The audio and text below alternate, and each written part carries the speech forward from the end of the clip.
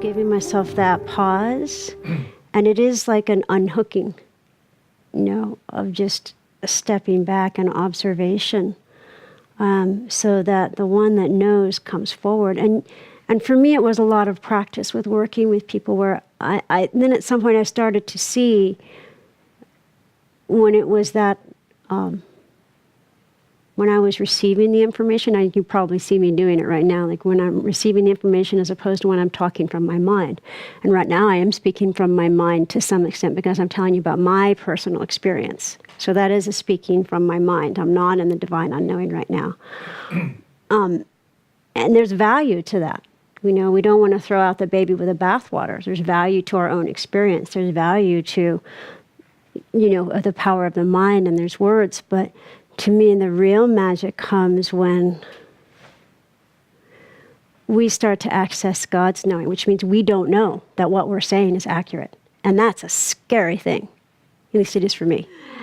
And yet it has borne out for thousands upon thousands of people called you get that feedback call, like, this is changing my life. This is, oh my goodness, I'm accessing to this experience. This is a profound shift where you can sit across from someone and know things about them where they're like, oh my God, how did you know that? Because I'm not doing it. I myself have personally had several experiences lately where I wanted to be prepared for something.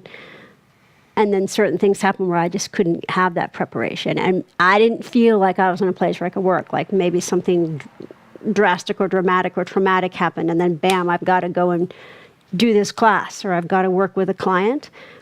And I observed that in my growth through the years. And it's like, I just went, okay, God, you got to do this because I got nothing. And those are the times when I'm usually at my best, because it's like I'm completely surrendered. And the Spirit always does, to the extent that I can.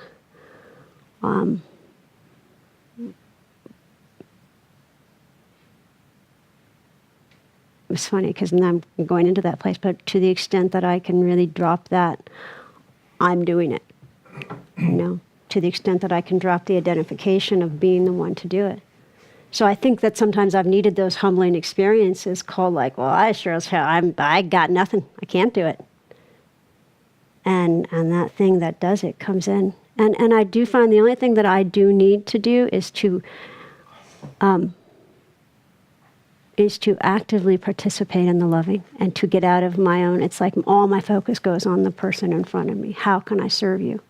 There isn't the focus on me. It's on you. It's how can I serve you? So if there is anything that I do, it's just that getting out of myself and putting the focus on the other person and then just allowing. It's funny to try to talk about something that's not a mental process at all.